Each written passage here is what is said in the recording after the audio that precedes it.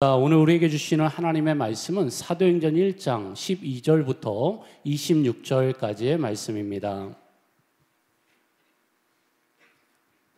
사도행전 1장 12절부터 26절까지의 말씀을 우리 한 절씩 교독하시고 마지막 절 같이 읽겠습니다. 제자들이 감람원이라 하는 산으로부터 예루살렘에 돌아오니 이 산은 예루살렘에서 가까워 안식일에 가기 알맞은 길이라. 들어가 그들이 유하는 다락방으로 올라가니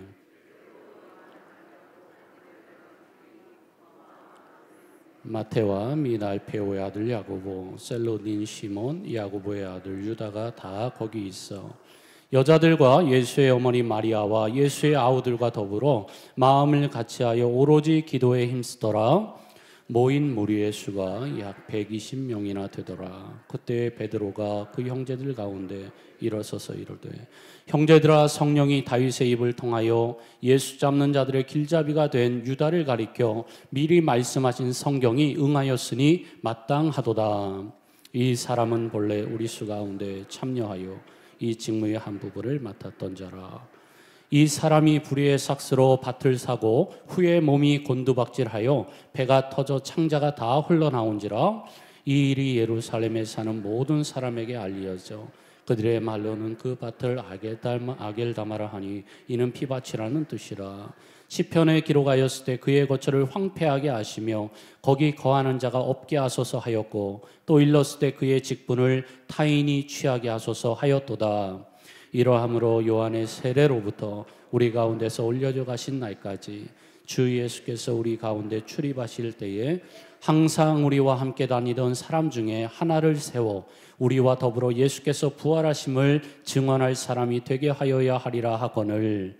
그들이 두 사람을 내세우니 하나는 바사바라고도 하고 별명은 유스도라고도 하는 요셉이요 하나는 마띠아라. 그들이 기도하여 이르되, 뭇사람의 마음을 아시는 주여, 이 두 사람 중에 누가 주님께 택하신 바 되어 봉사와 및 사도의 직무를 대신할 자인지를 보이시옵소서. 유다는 이 직무를 버리고 제 곳으로 갔나이다 하고, 함께 읽겠습니다. 제비 뽑아 마띠아를 얻으니 그가 11사도의 수에 들어가니라. 아멘.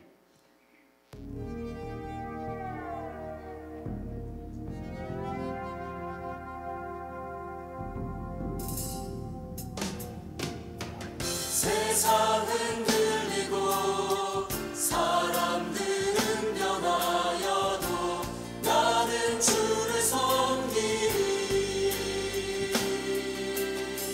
주님의 사랑은 변하지 않네. 나는 주를 신뢰해. 오직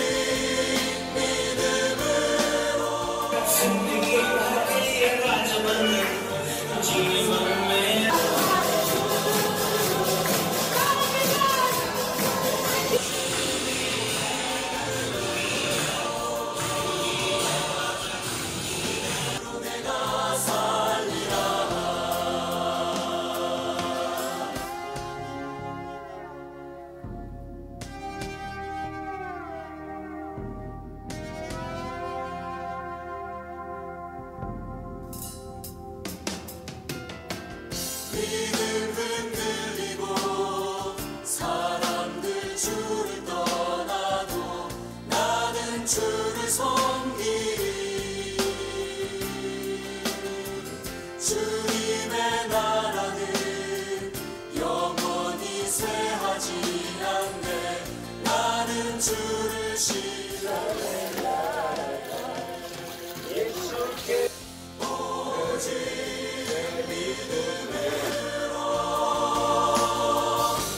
믿음으로 내가 살리라. 오직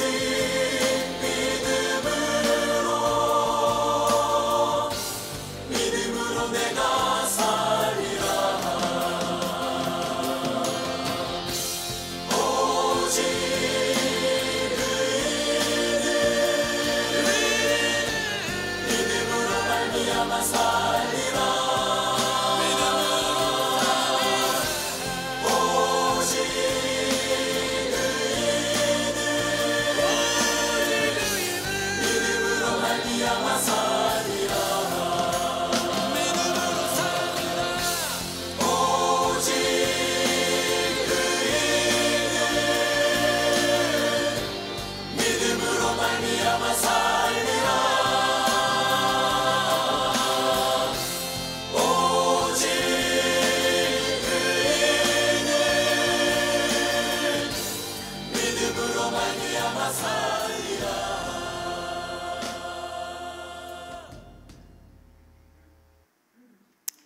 예, 우리 박수로 한번 우리 격려해 주시기 바랍니다. 지난 2월에 그 인디아 단기 선교팀의 영상이었습니다. 좀 열악하고 힘든 이 지역에 가서 귀한 복음의 역사를 또 사랑의 수고를 이루고 오신 우리 모든 팀들에게 진심으로 감사드리고 그 눈물로 뿌린 복음의 역사가 그 땅에 열매로 맺혀지게 될 줄로 믿습니다. 또 앞으로도 계속해서 이 귀한 선교의 기회들이 있습니다. 여러분들 마음에 감동이 되실 때 헌신하셔서 함께 이 귀한 일에 동참해 주시기를 부탁을 드립니다. 다시 한번 우리 인디아 팀들 수고 많이 하셨습니다. 감사를 드리고요. 우리 앞뒤 좌우에 계신 분들과 성도의 교제 나누실 때 수고하십니다. 반갑습니다. 우리 서로를 향하여서 한번 축복의 인사 나눠주시면 감사하겠습니다.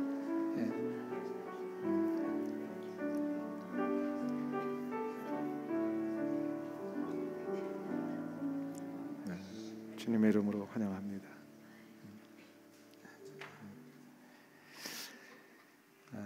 예수님께서는 감난원이라고 불리는 산에서 승천을 하셨습니다. 그러니까 감남산 어느 장소인지 구체적으로 그것이 어딘지 지금은 잘 모릅니다만 성경에는 감남산의 어떠한 지점으로 이렇게 나오고 있습니다.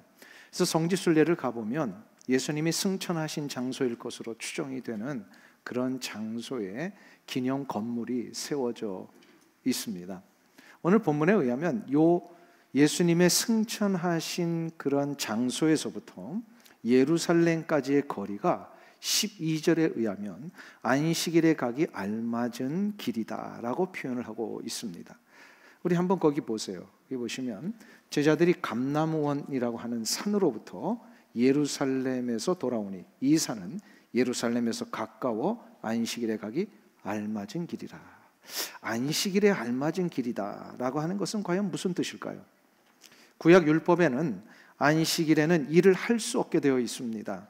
이것을 근거로 해서 후대의 유대의 랍비들은 안식일에 할 수 있는 것과 해서는 안 되는 것들을 성경에 나와 있지 않지만 구체적인 삶의 지침이라고 그럴까요? 그런 것들을 이렇게 만들어냅니다.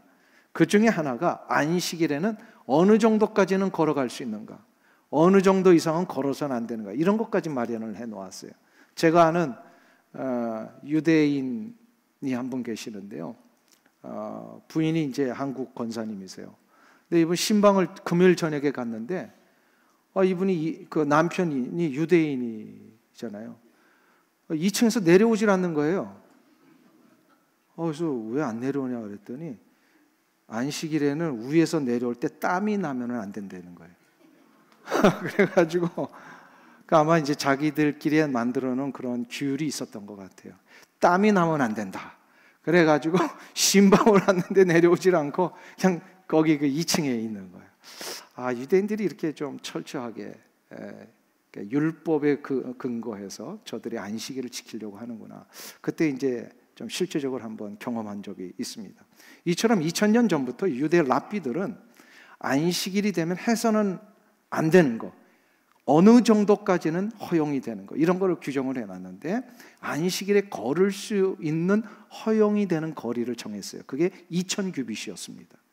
2000규빗이라고 하는 것은 지금으로 환산을 하면 약 1km 정도 됩니다. 그것을 근거로 해서 지금 사도행전 1장 12절이 이야기를 하는 것입니다. 안식일에는 2000규빗 이상은 걸을 수 없었기 때문에 이들이 예수님께서 승천하시고 예루살렘으로 돌아오는 그 날이 안식일이었어요. 그래서 제자들이 주님의 명령을 따라 예루살렘 떠나지 말라고 하셨으니까 저들이 들어왔는데 그 거리가 2000규빗 안에 있었다라는 뜻입니다. 오늘 본문은 그래서 저들이 안식일의 구약적인 율법을 지키면서도 저들이 돌아와 이제 들어간 곳이 어디인지 그를 밝히면서 오늘 본문 속에서 우리가 살펴야 할 내용 3가지를 가르쳐 줍니다. 첫 번째로 저들은 어디로 돌아갔습니까? 예루살렘으로 돌아갔는데 예루살렘 안에 있는 구체적인 장소 어디예요? 다락방입니다. 왜 제자들은 다락방으로 들어가서 모여 있었을까가 오늘 첫 번째로 좀 생각해 봐야 할 내용입니다. 우리 13절 한번 보실까요? 13절 말씀 다 같이 한 목소리로 읽겠습니다. 들어가 그들이 유하는 다락방으로 올라가니 베드로, 요한, 야고보, 안드레와 빌립, 도마와 바돌로메, 마테와 및 알페오의 아들 야고보, 셀롯인 시몬, 야고보의 아들 유다가 다 거기 있어. 그들이 유하는 다락방으로 들어갔다. 이것을 표현한 것으로 보아 이게 처음 간 곳이 아니라 늘 평소에도 거기에 늘 모였던 적이 있었음을 우리가 알 수가 있습니다. 저들이 예루살렘으로 들어가서 다락방에 모였다. 그런데 누가복음은 이 동일한 내용을 기록을 하는데 예수님의 승천 후에 저들이 돌아왔을 때 다락방으로 들어가지 않고요, 예루살렘 성전으로 들어갔다라고 이렇게 기록을 합니다. 누가복음 24장 51절부터 53절을 한번 보실까요? 거기 보시면 같이 읽겠습니다. 축복하실 때에 그들을 떠나 하늘로 올려지시니 그들이 그에게 경배하고 큰 기쁨으로 예루살렘에 들어가 늘 성전에서 하나님을 찬송하니라. 자, 보세요. 제자들이 들어간 것이 누가복음은 성전이라고 기록을 하고 있습니다. 이 성전은 예루살렘 성전, 그 헤롯의 성전을 얘기를 합니다. 그러면 왜 사도행전과 누가복음이 이 차이가 난 것일까요?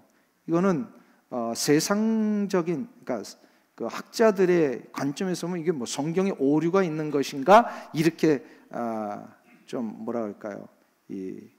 도전해 올 수가 있습니다. 그런데 이것은 오류가 아니라 누가복음을 기록했던 이 누가가 누가복음에서의 내용과 사도행전의 내용을 약간 의도적으로 바꾼 겁니다.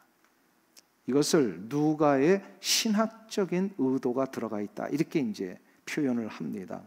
무슨 얘기냐면 예수님이 오시기 전까지 모든 유대인들의 신앙적인 모임의 중심은 예루살렘 성전이었습니다.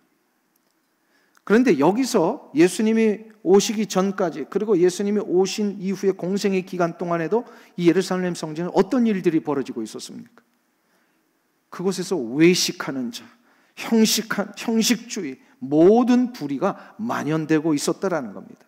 그러니까 예루살렘 성전은 더 이상 하나님을 경배하는 장소가 아니었습니다.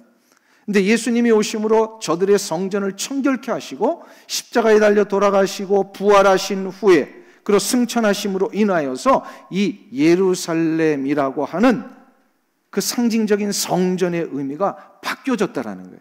새로운 시대가 열렸어요. 참된 예배는 그래서 예루살렘 성전에서 이루어지는 것이 아니라 참 성전 대신 우리 주 예수 그리스도를 마음에 모신 자들이 함께 모여 예배할 때 그것이 바로 진짜 예배가 된다는 거예요. 예루살렘 성전에 모여서 드리는 예배가 진짜가 아니라 예수님이 성전이 되셨기 때문에 예수님을 마음에 모신 자들이 모여서 드리는 예배가 진짜 예배라는 거예요. 만일에 이것이 이게 아니고 옛날처럼 계속해서 예루살렘 성전에서 모여야만 된다라면 우리는 어떻게 될까요? 매주일마다 비행기 타고 예루살렘으로 가야 합니다. 예배를 드리려면. 그러면 이게 경제적으로 또 우리 시간적으로 이게 얼마나 힘들고 어려운 일입니까? 그런데 예수 그리스도께서 십자가에 달려 돌아가시고 부활하심으로 새 시대가 열린 거예요.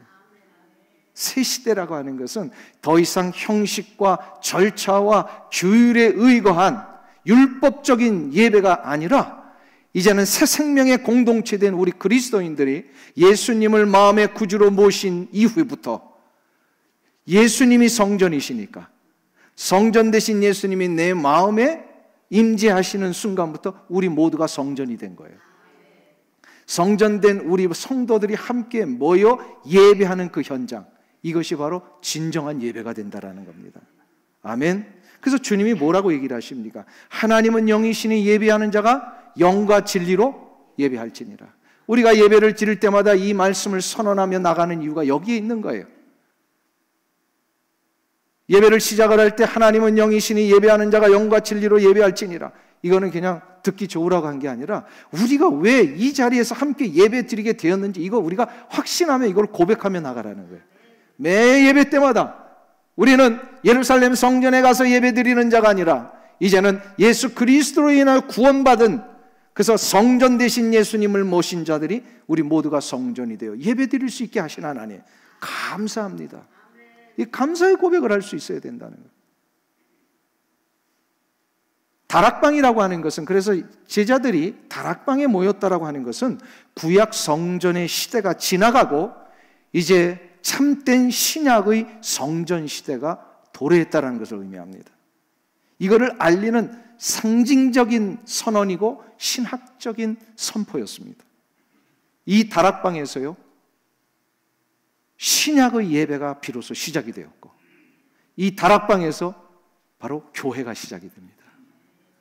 이 다락방에서 구원의 역사가 이루어졌고, 이 다락방에 성령님이 오셨습니다. 우리 모두는 이제 그리스도 예수 안에서 새로운 피조물이 되어 새로운 공동체를 이루는 신약의 교회, 신약의 성도들이 된 것입니다. 믿으십니까?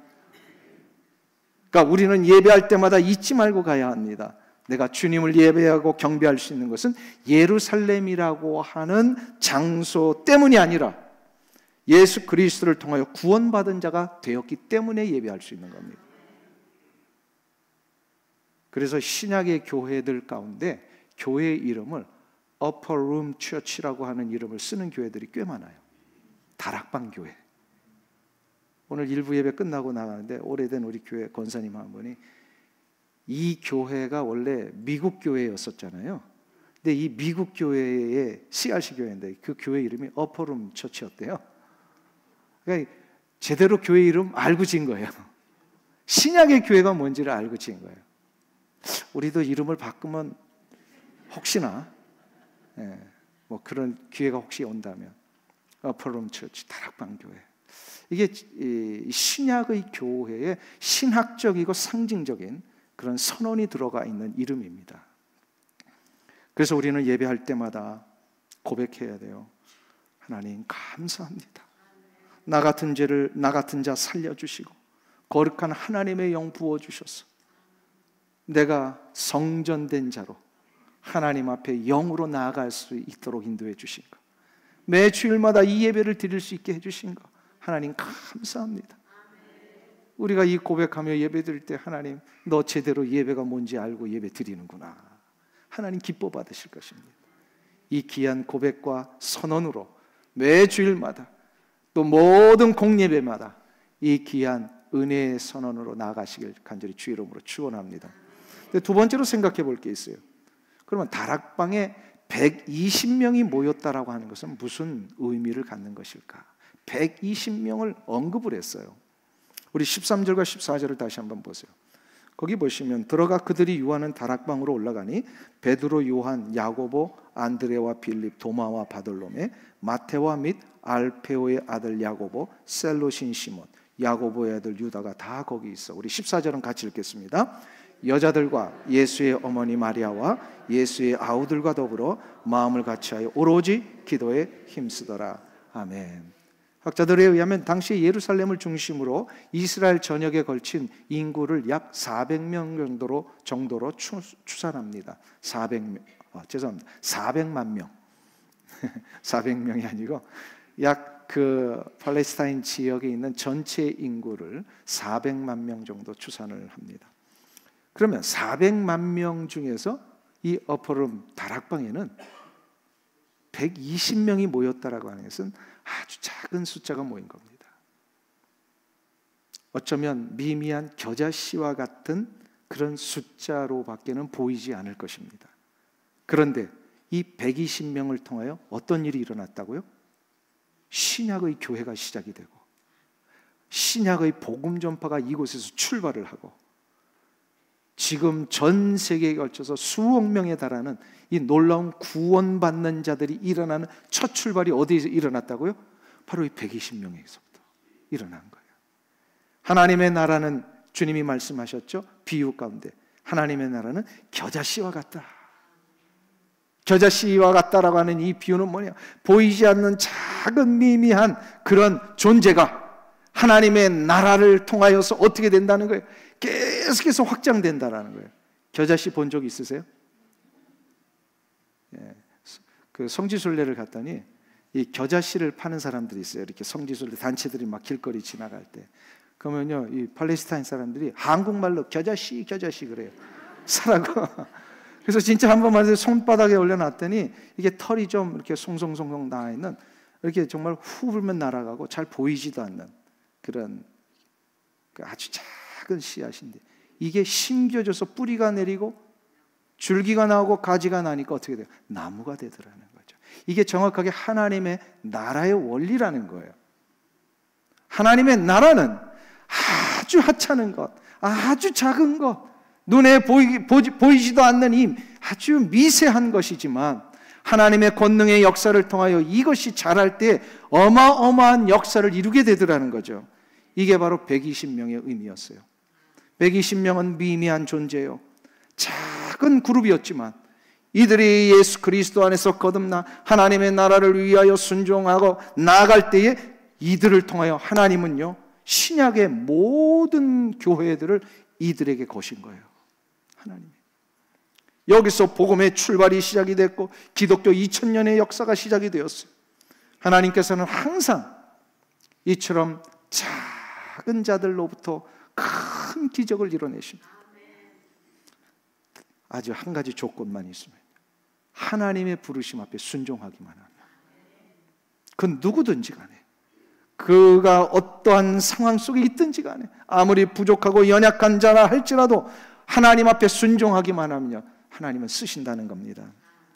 한번 오늘 본문에 의하면요, 이 120명의 구성원들을 보세요. 첫 번째로 나오는 자들이요, 12제자들이잖아요. 11명 제자들. 거기에 여인들과 예수님의 어머니와 동생들이 있어요. 제자들이 누굽니까? 그 누구 하나 번듯한 배경을 가진 자들 없어요. 배운 것도 가진 것도 아주 미미한 자들이 제자들이었어요. 그리고 여기에 보면 예수님의 동생들이 나오죠. 예수님의 동생들은 어떤 사람들이었어요? 예수님의 공생의 기간 동안에 예수님을 어떻게 했어요? 비웃었어요. 하나님의 아들이라니까 실성을 했다고. 육신적으로는 자기의 형이지만요, 예수님은 하나님의 아들이셨잖아요. 영적인 눈이 안 떠지니까요, 형제들도 예수님을 안 믿었어요. 그런데 지금 저들이 어떻게 변화됐습니까? 예수 그리스도의 십자가와 부활의 능력으로 변화받으니까요, 그 무지했던 제자들, 그 비아냥거렸던 예수님의 형제들이요, 다 변화돼가지고 예수 그리스도를 위해 죽는 자들이 되고요, 이 120명의 무리를 통하여 신약의 교회를 출발시키는 놀라운 역사들을 일으키지 않았습니까? 순종하면 이렇게 쓰임받는다. 순종하면. 주님께 순종하는 120명을 지금 찾고 계세요. 주님이 찾고 계세요. 사랑하는 성도님 여러분, 한번 결단하지 않으시겠습니까? 하나님의 나라와 주님의 몸된 교회와 하나님의 영광을 위해 내가 한번 순종해 보겠습니다. 이 순종할 때요, 하나님은 이 120명과 같이 여러분을 쓰실 것입니다. 과거에 무엇을 했든지 상관없습니다. 주님의 마음을 내가 얼마나 아프게 해드렸는지 그거 상관없어요. 늘 불의하고 불순종하고 하나님 원하시지 않는 일들만 많이 했어도 상관없어요. 이제 이 순간부터 하나님, 내가 주 앞에 순종하겠습니다. 예루살렘 떠나지 말고 성령을 기다리고 하신 주님의 말씀에 순종했던 120명처럼 주님의 나라와 주의 몸된 교회를 위하여 전적으로 순종하는 마음을 가진 자, 바로 결단하면 하나님은 여러분을 120명처럼 쓰실 것입니다. 이게 다락방에 모였던 120명의 의미예요. 저는 기도하고 있습니다. 우리 오렌지 카운티 한인교회 성도들이 이 120명이 되기를 주 이름으로 축원합니다. 아멘. 그럼 마지막으로 하나 더 생각해 볼 게 있어요. 그럼 이 120명이 다락방에 모여서 뭘 했습니까? 우리 14절을 한번 보세요. 같이 한 목소리로 다시 읽겠습니다. 여자들과 예수의 어머니 마리아와, 같이 읽습니다. 여자들과 예수의 어머니 마리아와 예수의 아우들과 더불어 마음을 같이하여 아멘. 보시면 120명의 무리들이 이 다락방에 모여가지고 기도하기를 힘썼더라. 기도하기를 힘썼더라. 실은 이들이 거의 열흘 동안 아무것도 안 하고 기도하는 일에만 힘을 썼다라고 하는 표현으로 봐도 틀리지 않습니다. 한 장소에서 120명이 열흘 동안 기도에만 집중했다라고 하는 것은 쉬운 일은 아닙니다. 그 장소일 것으로 추정되는 것이 예루살렘에 아직도 있어요. 다락방 가보면요, 장소가 그렇게 넓지 않습니다. 우리 교회 한 4분의 1 정도 이렇게 되는 공간일까요? 네. 근데 거기에 120명이 모여서 기도하는 일에 힘썼다. 이거는 쉬운 일이 아닙니다. 어떻게 이들이 이 일을 감당할 수 있었는가? 어떻게 이 기도하는 일에 힘을 쓸 수 있었는가? 그것은 오직 한 가지를 붙들었기 때문입니다. 그게 바로 약속을 붙들었기 때문입니다. 약속을 붙들면요, 하나님이 나에게 주신 이 귀한 말씀의 약속을 붙들잖아요. 그러면 그 약속에 근거하여서 우리가 기도할 때 그 기도하는 일에 힘을 쓸 수가 있어요. 그래서 성경에 이 사도행전에 보면 1장부터 시작해서요, 계속해서 기도에 대한 이야기가 나와요. 28장 끝날 때까지. 요 끝나고 3장에 가면요, 베드로가 성전 미문에 앉아있던 안진뱅이를 고쳐주죠. 근데 그 고쳐줄 때 뭐 하러 가다 고쳐줘요? 예, 성전 구시 기도 시간에 올라갑니다. 유대인들은요 3번씩 기도를 했어요. 성전에 모여서. 근데 그 기도를 하러 올라가는 중에, 그러니까 평소에 기도를 했기 때문에 이 놀라운 기적의 역사가 일어난 거예요. 4장에 보면 복음을 전하고 예수 그리스도의 십자가와 부활을 전하던 이 제자들을 박해를 합니다. 그래서 산헤드린 공의회가 이들을 잡아서 아주 막 고문을 가한 다음에 돌려보내죠. 돌려보내면서 절대로 예수 그리스도의 복음을 전하지 마라, 이렇게 이제 아주 위협을 가합니다. 이거를 베드로를 비롯한 제자들이 와가지고 교회 앞에 이거를 레포트를 해요. 이러한 일을 우리가 받았습니다. 이때에 이 문제 타협할 수 없다 하면서 교회 성도들이 뭘 했어요? 이 문제를 놓고 합심하여 기도를 합니다. 그래서 담대하게 죽으면 죽으리라 하면서 제자들이 이 귀한 복음의 역사를 위해 다시 나갑니다. 9장에 가보면요, 그 예수 믿는 자들을 핍박했던 그 청년 사울이 다메섹 도상에서 예수 그리스도를 전적으로 만나가지고 완전히 거기서 거듭나죠. 그리고 그가 눈이 멀어가지고요, 이제 기도하는 중에 하나님이 아나니아를 부르시죠. 그래서 아나니아에게 너 가서 사울을 위하여 안수하고 고쳐주라 말씀하셨을 때 아나니아에게 뭐라고 얘기를 합니까? 사울이 기도하고 있을 것이다. 기도하고 있을 것이다. 그래서 결국 기도하고 있었던 사울을 가서 아나니아가 안수해 주므로 눈의 비늘이 벗겨지고 그가 하나님의 거룩한 사도로 다시 한번 부름받고 일어나잖아요. 10장에 가보면요, 베드로가 이방 선교에 대한 환상을 보는데 기도하는 중에 보입니다. 고넬료에게도요, 베드로가 와서 너에게 복음을 전할 것이다라는 하는 것을 하나님이 기도하는 중에 환상 가운데 보여주셨어요. 12장에 가보면요, 베드로가 복음을 전하다가 옥에 갇힙니다. 옥에 갇히니까요, 이 120명의 성도들이요, 그 다락방에서 기도를 합니다. 하나님, 베드로 사도를 구해 주시옵소서. 아주 힘을 다해서 기도를 합니다. 그러니까 하나님이 그 기도를 들으셔서 진짜로 천사를 보내셔서 베드로를 깨워서 옥문을 나오게 하시죠. 이걸 그래가지고 그 다락방에 가가지고 문을 두드리고 있는데 어린아이가 보고 베드로가 나온 거예요. 그래가지고 이 어린아이가 교인들 앞에 가가지고 베드로님이 나오셨습니다 그랬더니 저 교인들이 뭐라 그래요? 얘 미쳤구만. 어떻게 감옥에 가 있는 감옥에 가 있는 베드로가 나올 수 있느냐? 이러면서 미쳤다 그랬어요, 그 아이를. 그래서 베드로가 진짜 그들 앞에 나타나니까 깜짝 놀랐죠. 제가 그 대목을 보면서, 야, 교인들이 믿지 않고 기도를 해도 응답을 하시는구나. 믿음이 약해가지고요, 내가 믿지 않는데도 기도를 하니까 하나님 응답하시더라는 거예요. 그러니까 이 모든 기적과 능력은요, 나에게서 나오는 게 아니구나. 우리의 자세와 우리의 순종을 보시고 하나님이 이 기도 가운데 믿지도 않는데 기도 응답을 하신다면 믿으면 얼마나 잘 기도 응답해 주시겠어요. 13장에 가면요, 안디옥 교회가요, 이 바울과 실라를 선교사로 파송하잖아요. 근데 기도하는 가운데 그들을 선택을 합니다. 계속해서 이게 28장까지 계속해서 기도가 나와요. 그래서 사도행전은 성령 행전이라고도 하지만 기도의 역사라고도 얘기를 합니다. 그런데 이런 기도가 첫 출발점이 어디였냐? 사도행전 1장이에요. 이 1장에서 저들이요, 약속의 말씀을 붙들었기 때문입니다. 약속을 구체적으로 붙들지 못하면 얼마 안 가서 기도하다 그만 포기해버립니다.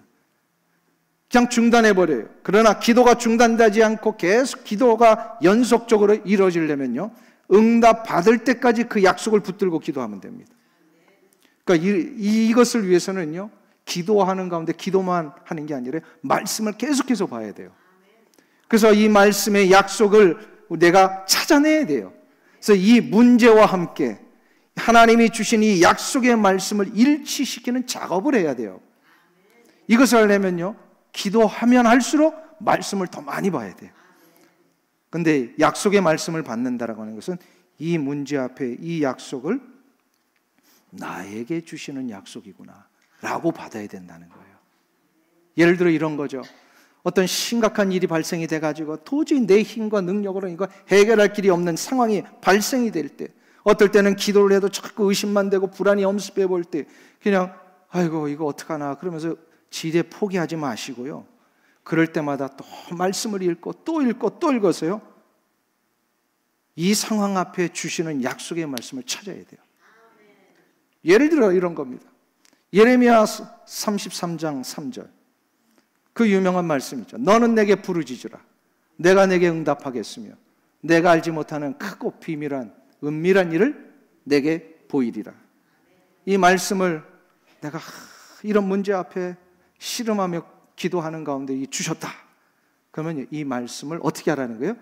나에게 주시는 약속으로 붙들라는 겁니다. 그래서 붙들고 어떻게 기도하냐? 하나님, 부르짖으면 응답하시겠다고 약속하지 않으셨습니까? 내가 생각지도 못한 크고 비밀한 일을 보여주시겠다고 약속하지 않으셨습니까? 하나님이 이 상황에 개입해 주실 줄로 믿습니다. 하나님, 나의 가장 절박하고 힘든 문제 해결하실 줄로 믿습니다. 그리고 이 약속의 말씀을 가지고요, 또 기도하는 거예요. 이 말씀을 하나님 앞에 올려드리고, 하나님, 이 약속하지 않으셨습니까? 이걸 계속해서 반복하는 거예요. 이 반복하는 게 중언부언하는 게 아니에요. 중언부언 기도라고 하는 것은 아무 생각도 없이 의미도 모르면서 그냥 입에서만 맴도는 거를 중언부언이라고 그래요. 그런 기도를 하지 말라고 그러셨지, 이 약속이 뭔지를 확실히 깨닫고 내 마음에 간절함을 담아서 하나님, 이 기도 약속대로 응답해 주실 줄로 믿습니다. 아침에 기도하고 점심에 기도하고 밥 먹을 때 기도하고 잠잘 때 기도하고 계속해서 붙들며 기도하라는 게, 이게 바로 오늘 마가의 다락방에 모였던 성도들, 안식일에 모여서 저들이 뭐라고 했어요? 마음을 같이하여 오로지 기도에 힘쓰더라. 오로지 기도에 힘쓰더라. 이것을 체험했던, 그래서 이 놀라운 응답과 하나님의 역사하심을 실제로 경험했던 예수님의 동생이 한 사람이 있습니다. 누굴까요? 야고보입니다. 그는 수십 년 후에 그 옛날 다락방에서 함께 마음을 같이하여 오로지 기도에 힘썼던 그 역사를 떠올리고 그 체험을 떠올리면서 초대교회 성도들에게 이렇게 권면을 합니다. 야고보서 5장 14절부터 16절인데요. 우리 다 같이 한 목소리로 이 귀한 말씀 우리의 입으로 한번 고백하기를 원합니다. 너희 중에 병든 자가 있느냐? 그는 교회 장로들을 청할 것이요, 그들은 주의 이름으로 기름을 바르며 그를 위하여 기도할지니라. 믿음의 기도는 병든 자를 구원하리니 주께서 그를 일으키시리라. 혹시 죄를 범하였을지라도 사심을 받으리라. 그러므로 너희 죄를 서로 고백하며 병이 낫기를 위하여 서로 기도하라. 의인의 간구는 역사하는 힘이 큼이니라. 그 초대교회 성도들이요, 오로지 기도에 힘쓸 때 저들이 120명이 마음을 같이 해서 기도했다 그랬어요. 마음을 같이 했어요. 그러니까 어떤 기도의 제목들이 있을 때마다 이것과 관계된 분들에게 있으면 그냥 당신만 기도 알고 해 그러지 말고요, 자꾸 알리셔서 이 기도가 같이 할 수 있도록 해야 돼요. 그래서 야고보 사도가 예수님의 동생인 야고보가 뭐라고 얘기를 합니까? 병이 낫기를 위하여 서로 기도하라. 서로 기도하라. 의인의 간구는 역사하는 힘이 큼이니라. 이러한 기도를 할 때요, 약속을 붙들고 같이 기도하잖아요. 우리가 생각지도 못한 크고 은밀한 일들을 우리 가운데 이루어 주신다는 거예요. 한국에 제가 너무나도 잘 아는 목사님이 이런 간증을 주셨어요. 개척 초기에 이제 교회를 시작을 하고 이제 예배당을 짓기 위하여서 기도하는 중에 부지를 물색하러 다니시는데 호텔을 짓기 위하여 땅을 사놨다가 그 호텔을 짓지 못하고 그게 그 땅이 매물로 나온 곳이 있대요. 그래서 그것을 알아보니까 이 목사님 교회가 그 교회 건축을 하기 위한 금액하고 좀 맞아 떨어진 거예요. 그래서 하나님이 이 부지를 우리에게 주시려고 하는구나. 그래서 목사님이 그 다음날 새벽기도 끝나고 사모님과 함께 갈 때마다 그 땅을 향해서 이제 기도를 해야 되겠다. 그래가지고 이제 그 땅에 갔는데, 근데 그 땅이 이렇게 울타리가 쳐져서 아무도 못 들어가게 만들어 놓은 거예요. 그래서 어떻게 할까 그러다가 그러면 들어가지는 못하니까 우리 겉에서 서서 저 땅을 향하여 손을 들고 기도하자.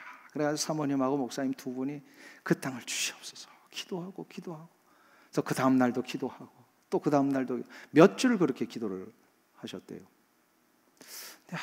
아무런 응답이 없는 거예요. 이 땅 주인이 이 땅 사라고.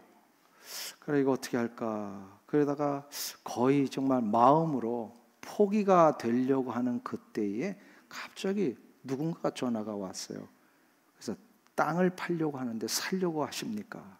그래서 그 호텔 부지 주인이 드디어 하나님 기도의 응답으로 주시려고 하는가 보다. 그래서 만났는데 그 호텔 부지 땅 주인이 아니라 바로 이 목사님하고 사모님이 밟고 서서 기도했던 그 땅 주인이 온 거예요.